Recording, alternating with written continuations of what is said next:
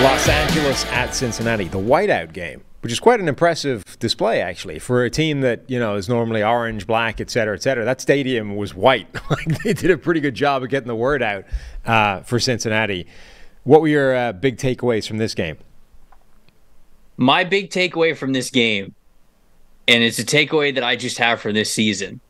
I know that the Bengals won the game. Okay, yeah, they won. They didn't start 3-0. I think that's probably the most important. But outside of that, Sean McVay is to wide receivers what Kyle Shanahan is to quarterbacks. You can give Sean McVay any wide receiver, and he will figure out how to make them a production factory, an assembly line of yards, targets, catches, and points. He is taking these players. The Tutu Atwell pick, when it was made, was one of the most scrutinized picks that we had in that entire draft. And It's taken a little bit to get to that point, but now he has completely found out how to use a guy who was basically just one-dimensional with speed and completely make that speed productive. He's doing the same thing with Puka Nacua. And I don't mean to take away things from these players. They've worked hard to get in this position, especially Nacua, who, from everything that we have read, has just really hit the ground running since he got in with that organization to be the most reliable receiver for Matthew Stafford that he can be. But McVay will get these guys the ball. His offense, especially with Matthew Stafford being the quarterback of it, is going to be able to get anybody the ball at any point in time. So that was it is astounding to me that the Los Angeles Rams are able to do this. They have on paper one of the worst rosters, if not the worst roster in the NFL outside of Matthew Stafford and Aaron Donald. Two very important positions, I realize that. But he is getting so much out of the rest of these players. And when they lost Cooper Kupp, everybody was like, oh boy, this is a sneaky number 1 overall drafted team. And maybe they still are. They're still 1-2. They're not 3-0 out here. But it's been incredible for me to see what McVay has been able to cook up with this group of receivers. So that, again, last night was a big standing point for me. And I think they got robbed early. That Tutu Atwell play, that was a touchdown. They decided that his foot touched out, even though I don't think it did. I think they misinterpreted the rubber pellets, like the black pellets that spray up. I think that looked like his foot going over the sideline or the shadow of it or whatever, and called him out at the 3-yard line when he wasn't.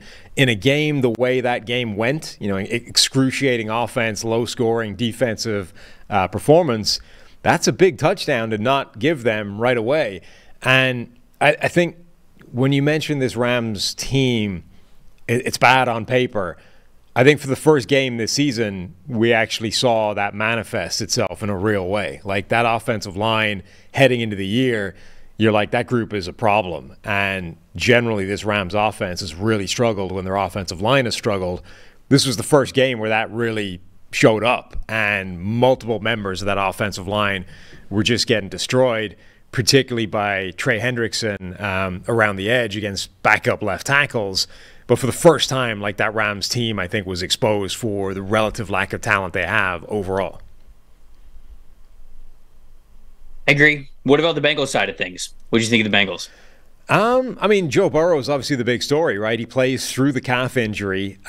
He looked, I think, good in terms of getting the ball where he wanted it to go, understanding where to move. I think you could see visibly that his arm, which already isn't great, was weak. He couldn't drive off that calf. He was clearly sort of taking care of himself, and there was some passes he put in the air that didn't look great. But T. Higgins had a rough game. How many drops did T. Higgins have where the ball should have been caught and wasn't? I thought overall Burrow looked solid, especially when you consider what he was dealing with playing through that calf injury, and the fact that Aaron Donald looked like Aaron Donald for the first time in a while and was just destroying that interior offensive line. Yeah, it's that the Burrow is the ultimate story. I thought the Bengals defense was fantastic. They were great on third down. I thought they were great in the red zone. They were fantastic at getting pressure on Matthew Stafford all night and converting it even into sacks. So I thought that the defense played very, very well, which I figured that they would. This is a really good defense on paper and has been for the last couple of years.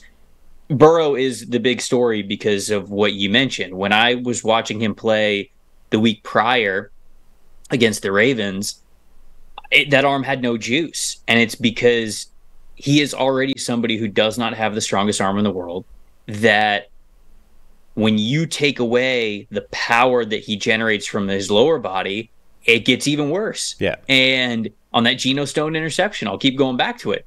Sure, maybe you say to yourself, it's just a great play by Geno, or he shouldn't have thrown that ball anyways. When the ball was out of his hand, there's nothing on it. It's not even like he saw the tight window and tried to like put everything he had into that. It was a floater, man. And you go back and you watch that play and you watch his body. Sure, he's standing upright, but you physically see him like torque his back and his arms and his shoulders like even further than normal to try to get more power onto it, because he's not doing anything from the lower body because of that calf injury. So that was something that really worried me, because it wasn't enough against the Ravens, and I wondered if it would be enough against the Rams. It clearly was. They got a 3-point win, but I don't know how much. Like, does he really heal and get better if you continue to play him? That's my worry. Well, that's because if you can tell me, I'm not a doctor, but if you can tell me that if he just takes it easy every other day other than game day, that his calf will eventually get to, let's just say, between 80 and 90%, then I'd be like, okay, yeah, play him. But if him going through practices and going through walkthroughs and playing in the game and having to go through regular rehab as well, and obviously taking hits every game day and all that kinds of stuff, if that is basically going to say, yeah, his calf's probably not going to be better than like 60% the whole season, you might need to shut him down, even for where your record is. You might need to give him a couple weeks off and see where you are after that, because the Bengals need Joe Burrow at full health to compete in that AFC. And so that's just my big takeaway, even from after last night as well. Yeah, I mean, that was the dilemma that we talked about on Friday with our injury guy, Vic Troja, on what Tyler has affectionately nicknamed the boo-boo breakdown.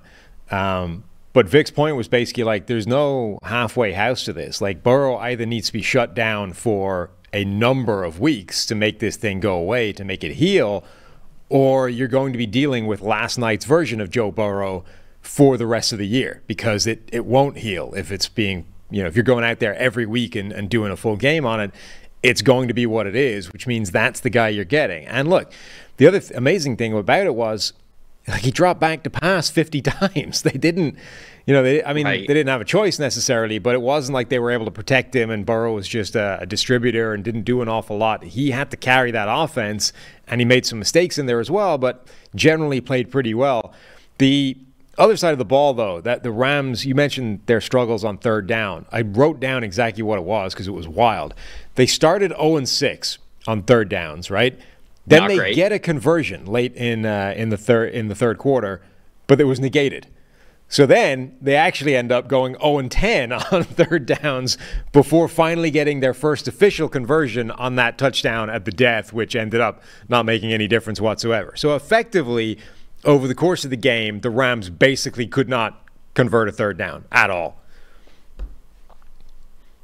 You kind of have to convert on third down to win football games. Yeah. That's why people tune into PFF. That's why, they sign up for the advanced data. I was just looking this up while you were talking because I was curious of the Bengals schedule, because they're in a tough division and obviously they're in the AFC. So I was like, is there going to be even a place where you can rest Joe Burrow? If you are going to give Joe Burrow any time off at all, that's not centered around the bye week, it's actually these next 2 weeks. And it doesn't sound, playing him against the Rams makes you feel like they're not going to sit him. Yeah. But they play at Tennessee. It's a Titans team that they should beat. And then they play at Arizona. And I get that Arizona's been scrappy, but if you are looking anywhere else in the schedule, it's rough. Seahawks, 49ers, Bills, Ravens, Steelers, Jags, Steelers again, Kansas City Chiefs, Cleveland Browns. Like, their schedule is littered with teams that are above 500 rosters, whether they're above 500 when they play them or not. But these next two games against the Titans and Cardinals are basically the easiest two games that they're going to have in a stretch.